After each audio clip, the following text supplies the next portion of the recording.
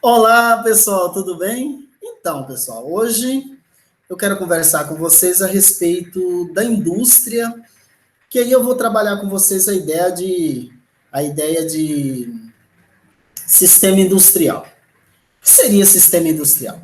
Então, o objetivo principal da aula de hoje é compreender a importância da indústria e da sociedade industrial. Analisar como surge a sociedade industrial. Perceber a importância da geografia na compreensão dos fenômenos da industrialização. Então, este será o nosso foco principal. Pessoal, para começar a nossa discussão, vamos falar sobre o mundo industrial. Eu acho que ninguém tem dúvida de que nós estamos hoje num mundo totalmente industrial. Tudo está relacionado à indústria. Desde as atividades do dia a dia, as atividades agrícolas, as atividades comunicacionais, as relações entre os seres humanos, todas hoje passam de forma direta ou indireta pelo processo industrial. Por exemplo, essa aula que eu estou gravando para você, ela está relacionada ao processo industrial. Portanto, uma simples aula que antes aparentemente não tinha nenhuma relação com o processo industrial, hoje se manifesta.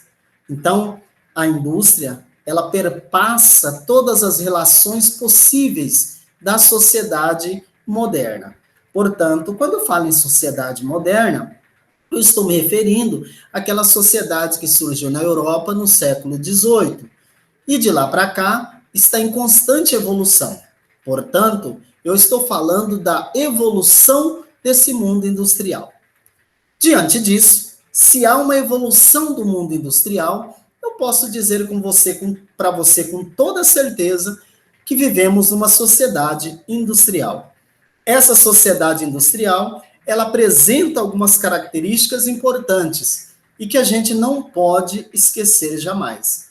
Primeira característica, essa sociedade industrial, ela é urbana. Ela é uma sociedade urbana, marcado pelo estilo urbano de viver. Mesmo as zonas rurais, hoje estão totalmente inseridas no processo de urbanização. Essa sociedade, ela é uma sociedade altamente consumista.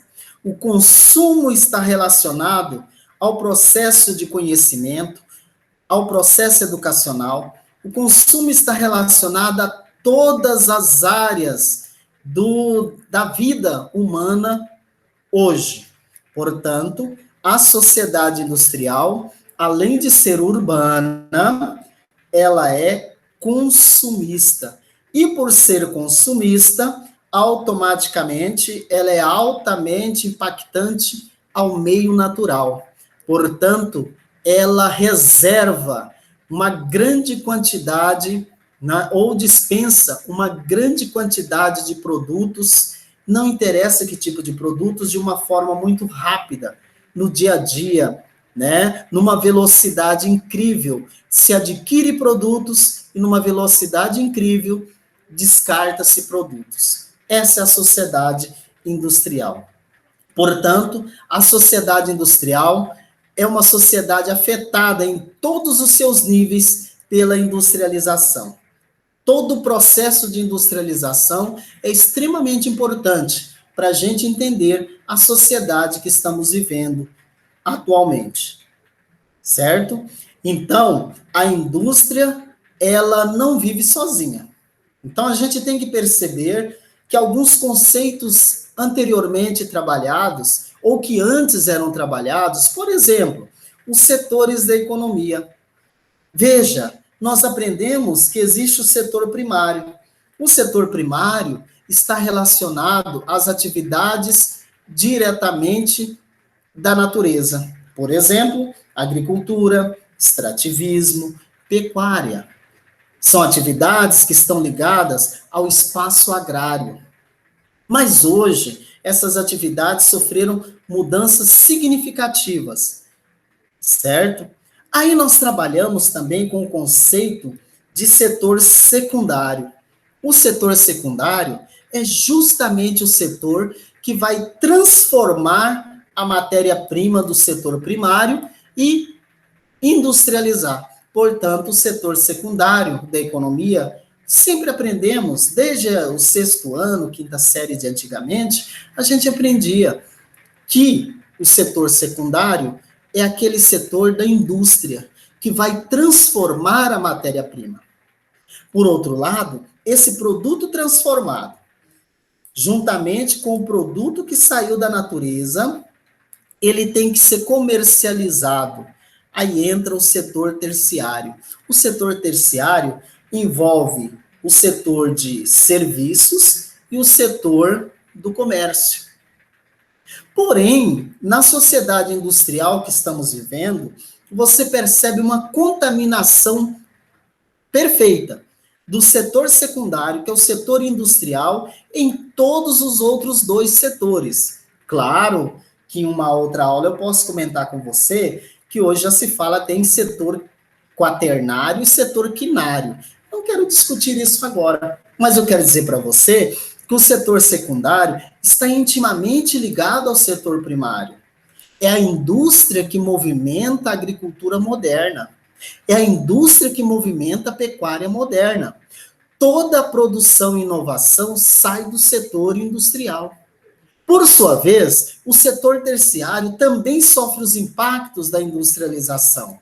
Cada vez mais, nós temos o setor do comércio sendo invadido, principalmente pela eletrônica, pelos comércios eletrônicos, as vendas online, inclusive setores que até da economia, que até então a gente achava, puxa vida, esse setor é essencial à presença do ser humano ou à presença do setor primário.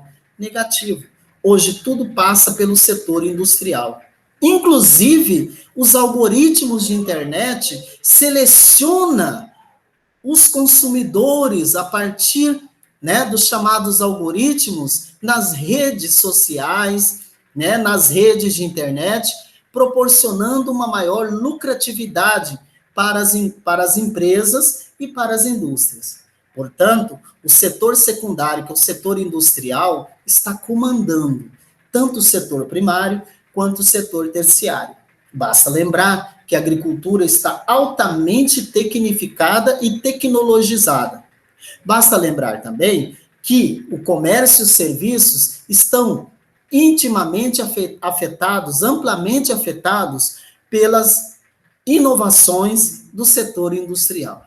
Portanto, não há como negar, vivemos numa sociedade totalmente industrial.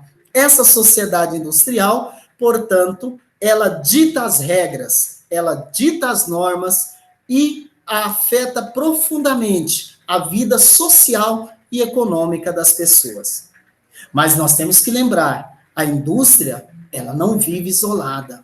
Apesar da indústria ter um certo protagonismo, ela não consegue sobreviver sem as outras instâncias da vida social, política e econômica. Portanto, a indústria depende, essencialmente, de situações e de condições econômicas favoráveis, políticas favoráveis, tecnologias e um espaço favorável para a instalação das indústrias. Portanto, é importante a gente perceber que, aos poucos, a indústria construiu o seu mundo, construiu um sistema totalmente concatenado, capaz de promover uma nova realidade. Desde o século XVIII até a atualidade, vivemos o capitalismo sob a égide da industrialização. Lógico que o capitalismo industrial ficou lá atrás, lá no século XIX. Hoje vivemos um capitalismo informacional, mas mesmo a informacionalidade, as tecnologias de informação, internet, as TIs, tecnologias de informação e comunicação em geral, elas estão intimamente atreladas ao desenvolvimento industrial, certo? Portanto, é importante a gente entender que a indústria não vive sozinha. E a indústria precisa do Estado. A indústria precisa dos governos, Portanto, eu chamo você para entender ao longo da história como que aconteceu essa relação entre o governo e as indústrias. Olha que legal. Nós vamos olhar um pouco para a história. O que aconteceu no passado para que a gente possa entender qual é a relação dos governos com a industrialização. Para começar a nossa história, vamos pegar o século XVIII. No século XVIII, nós tivemos alguns países que foram os líderes da Revolução Industrial.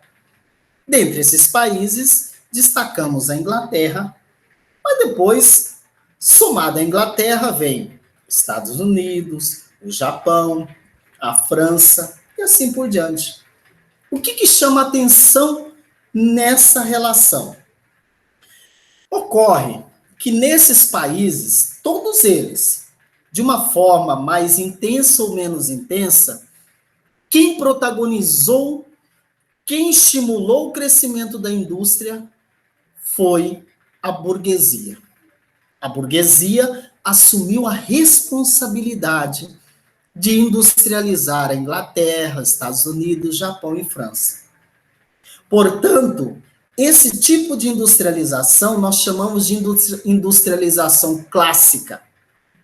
Essa industrialização clássica, ela foi pioneira, ela foi a primeira que aconteceu, motivada pela burguesia, em especial a burguesia europeia, depois a burguesia dos Estados Unidos, do Japão. Mas o que tem de importante nessa história? Tem de importante nessa história é que, para acontecer essa revolução, chamada de Revolução Industrial, nós tivemos obrigatoriamente que mudar a visão política dos governos da época. Como eram os governos na época? Grande parte dos governos eram absolutistas, autoritários, os monarcas é que comandavam. A burguesia vai chegar e vai dizer, olha, nós temos que ter democracia.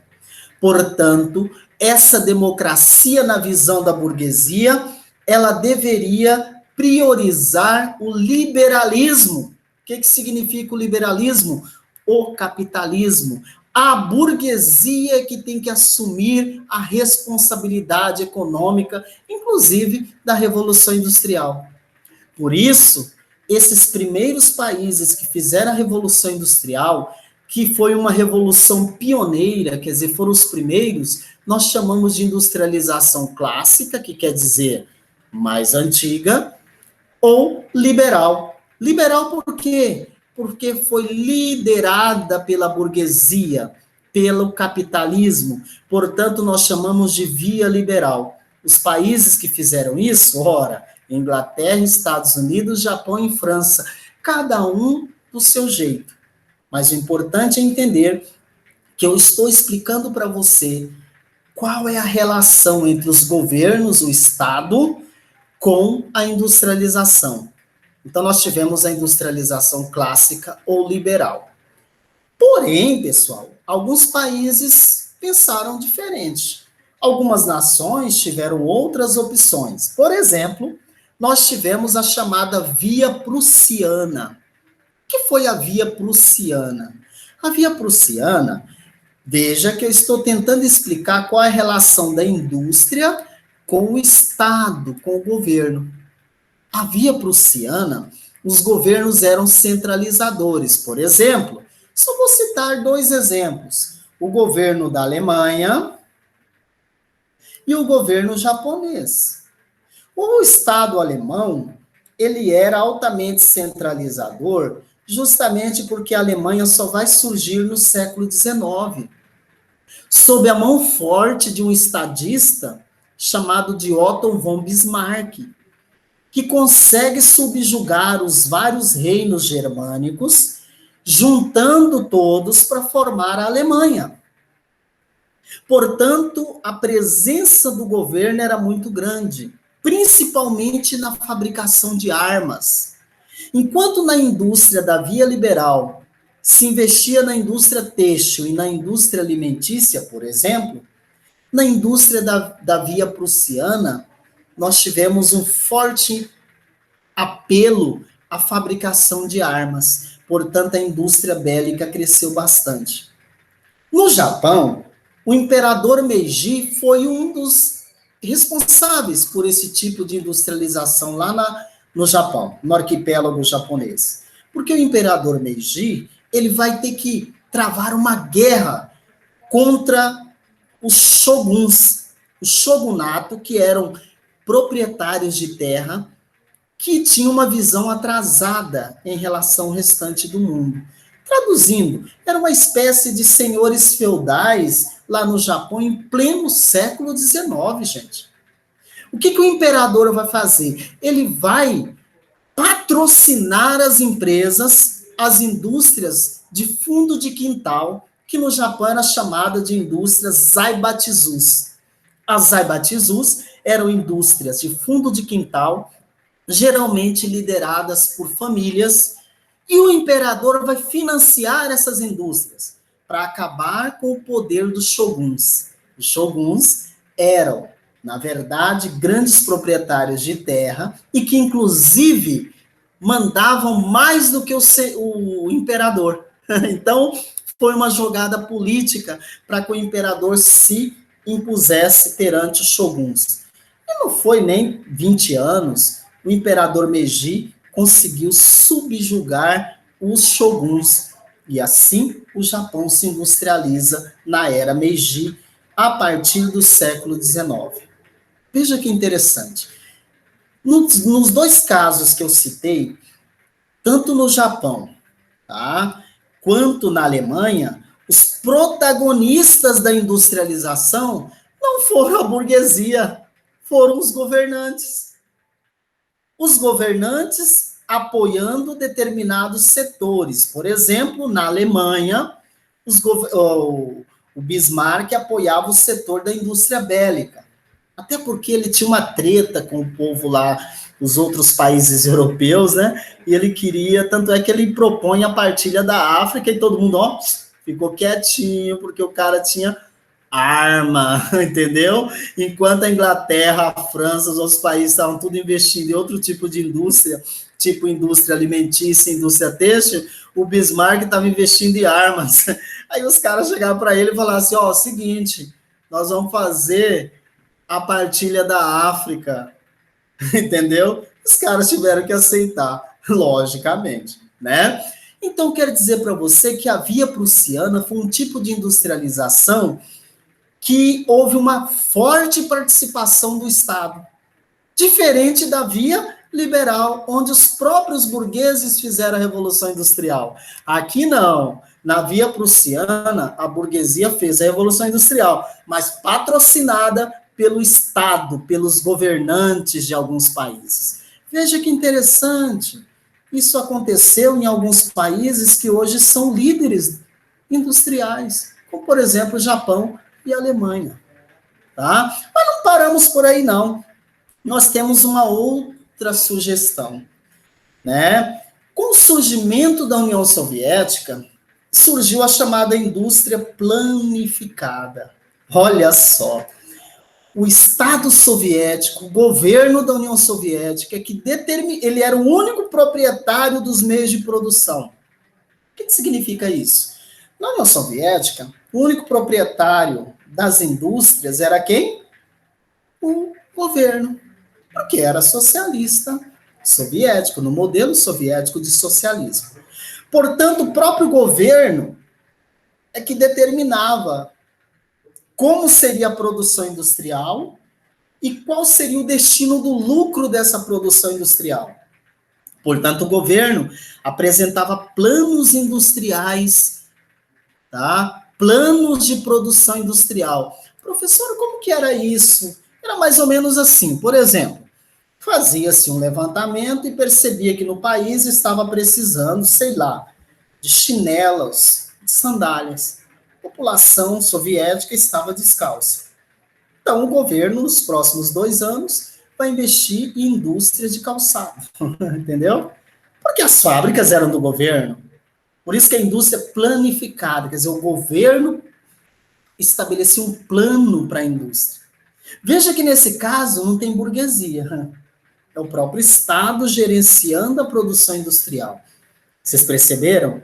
Então vejam, eu estou passando para você 3 tipos de industrialização que aconteceram ao longo da história, levando em consideração a presença do governo, a presença do Estado.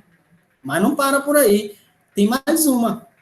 Indústria, por exemplo, periférica. Ah, o que seria essa industrialização periférica? Muito bem. Alguns países, por exemplo, o Brasil, olha que legal, o Brasil, o México, a Argentina, tem um monte aqui.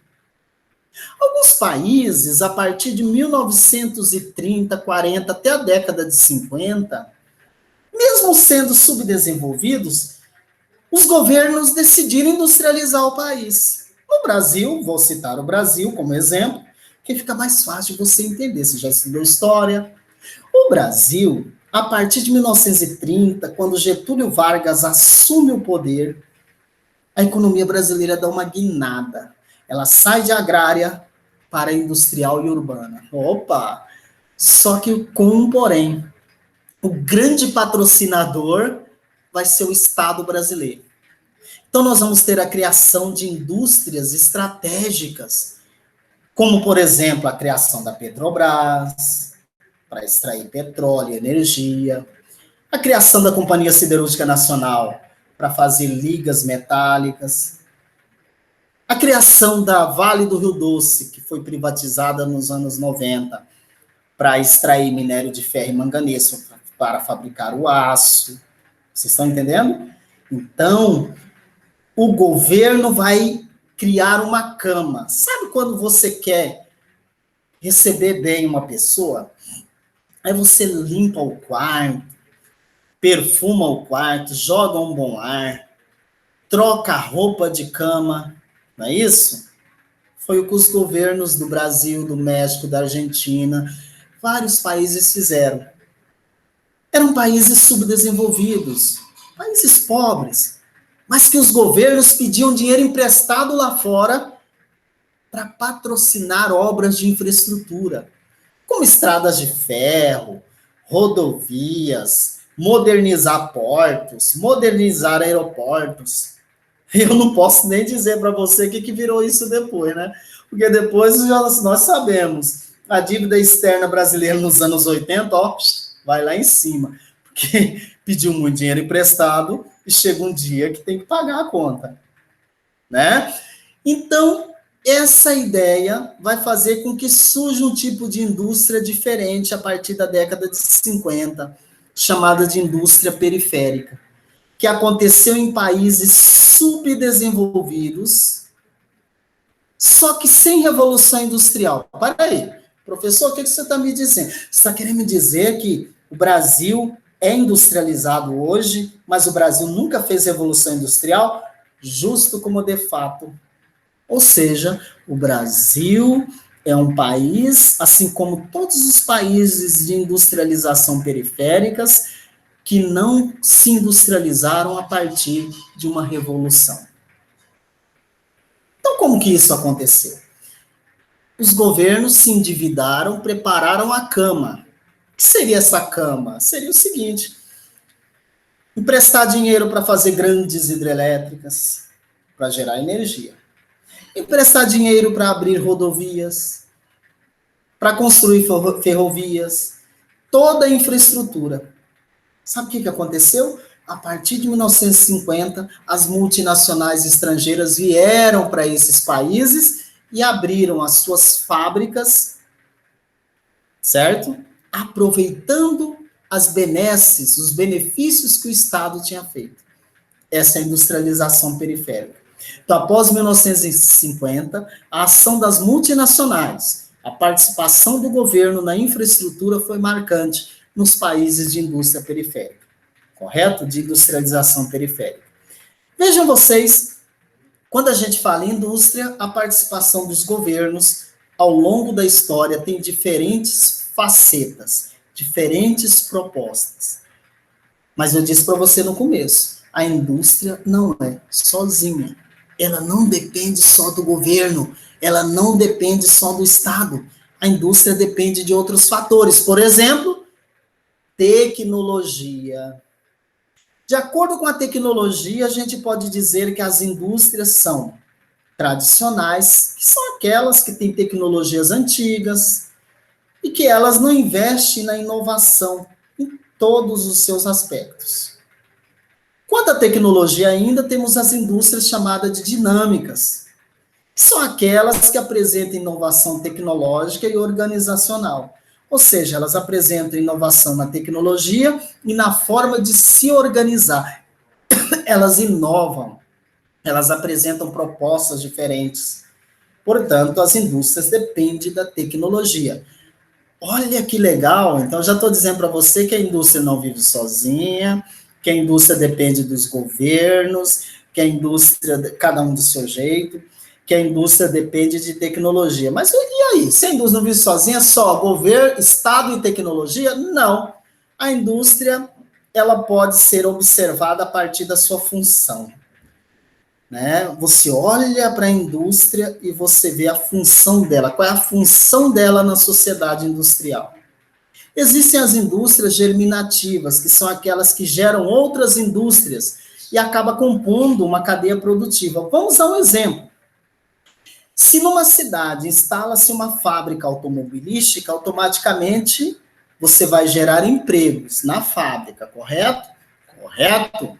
Mas essa fábrica automobilística, ela vai movimentar outros setores da economia, formando uma cadeia, por exemplo, o setor de autopeças, né? O setor siderúrgico, que vai ter que fazer, né? E há o setor metalúrgico, que vai ter que construir as peças.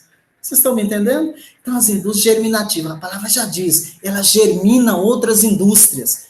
O fato de existir uma montadora de automóvel numa cidade ou uma indústria automobilística, ela movimenta toda uma cadeia, tá? Indústria germinativa.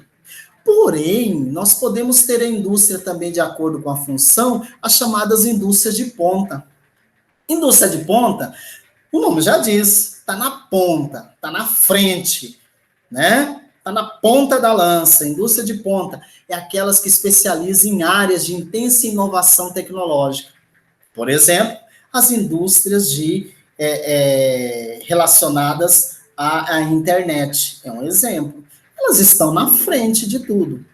E ao estar na frente, elas puxam as outras atrás delas. Elas estão na ponta, estão na frente, elas adequam em primeiro lugar, aceitam em primeiro lugar as inovações tecnológicas. São chamadas indústrias de pontas.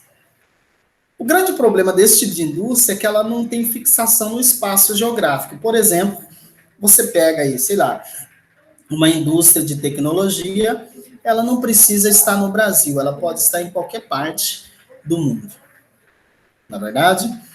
Beleza. Mas vem cá, a indústria, ela depende do Estado, dos governos, ela depende da tecnologia, cada indústria tem uma função. Mas, professor, você disse lá atrás que a indústria não vive sozinha, mas quem mais acompanha a indústria para gerar um sistema industrial? Que meu objetivo é mostrar para você o sistema industrial. O que é sistema? Um conjunto de situações que formam um todo. Isso é um sistema. Tá? Os recursos. A indústria precisa de recursos. Ela precisa de vários recursos. Porém, existem as indústrias que precisam de mão de obra intensiva. É aquelas que, por mais que as inovações tecnológicas chegam, elas precisam de gente para trabalhar. Na fotografia eu coloquei um exemplo, a indústria de calçados. Gente, uma indústria de calçados, por mais que tenha tecnologia, pode ter tecnologia até hoje, a presença das pessoas numa fábrica de calçados, a presença das pessoas no frigorífico, se imagina como que alguém vai fazer um corte de carne? Ainda não tem. Um corte de carne a partir, né, de uma máquina. Não. É o ser humano que vai fazer o corte de carne. Assim como um calçado. Por mais que tenha inovações, as indústrias tipo frigoríficos, né? E as indústrias de calçados, elas precisam de pessoas. Então, são chamadas de indústrias de mão de obra intensiva, quer dizer, precisa de muita mão de obra. Porém, existem indústrias que precisam menos de mão de obra. Ao invés de ter mão de obra, elas precisam de muito recurso, muito dinheiro. É o que acontece na indústria agrícola e na indústria petrolífera, por exemplo. Precisa de muito investimento, precisa de muito bufunfa, muito dinheiro para funcionar. Entendeu? Não precisa de muita gente para trabalhar, não. Mas precisa de, muito dinheiro para ela conseguir funcionar. Então, essa é a indústria de capital intensivo. Mas quantos recursos, em virtude das questões ambientais, já se discute as chamadas indústrias energointensivas. Aquelas indústrias que usam muita energia, né? São chamadas energointensivas. Beleza? Mas não é só isso. A indústria pode ser observada a partir dos bens que ela produz. Porque o que é indústria? Produção de bens, produção de produtos, aquilo que não tem na natureza. Então a indústria só existe para produzir o que não existe na natureza. Não é verdade? Ou não? Já pararam para pensar? Professor, o que é indústria? É a produção de coisas que não tem na natureza. Isso é indústria. Beleza? Então, em relação a isso, nós podemos classificar as indústrias, e essa é a que mais cai nas provas, nos vestibulares. Para você entender, para finalizar o sistema industrial, nós temos as indústrias de bens de produção. São aquelas indústrias siderúrgicas, por exemplo, que vão fazer o derretimento dos minérios. Metalúrgicas, que vão trabalhar com as ligas metálicas. Petroquímicas, que vão produzir subprodutos do petróleo. E o exemplo também é a indústria de cimentos. Então, indústrias de bens de produção. Essas indústrias de bens de produção, elas não vivem sozinhas. Por exemplo, elas precisam de uma rede de transporte e de comunicação. Preste atenção, uma siderúrgica produz uma chapa de aço. Essa chapa de aço vai ser transformada numa ferramenta, numa metalúrgica. Correto?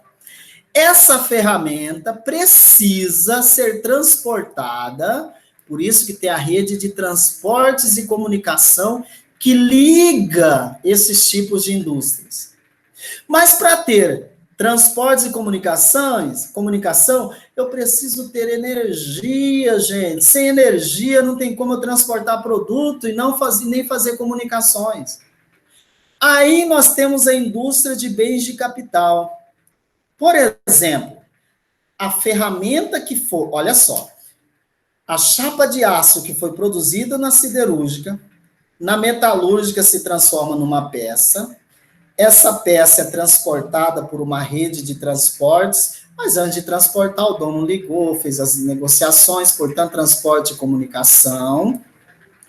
E essa peça vai chegar até uma indústria de bens de capital, que é aquela indústria que vai fazer ferramentas, máquinas e equipamentos, beleza? Portanto, uma petroquímica vai trazer o quê? Vai levar esse produto para onde? Para a fábrica de lubrificantes. A metalúrgica para a fábrica de ferramentas ou de máquinas. Portanto, nós temos indústrias nós temos a indústria de bens de capital. Mas para tudo isso acontecer, o produto sair daqui e vir para cá, eu preciso de energia, tanto para a comunicação quanto para o transporte. Então, energia é essencial no sistema. O sistema energético é essencial. Aí, o que acontece? Fabrica-se um lubrificante, por exemplo, aqui na indústria de bens de capital. Lubrificante. Esse lubrificante vai ser transportado e a comunicação acontece entre os compradores e vendedores, precisa de energia. Chega até, por exemplo, esse lubrificante vai chegar em forma de óleo de motor, tá? para um posto de gasolina, onde o consumidor vai lá e comprar a garrafinha de óleo de motor. Portanto, você vai ter uma indústria não durável, no caso, tá? Beleza? E assim sucessivamente. Então, tudo isso forma-se um sistema.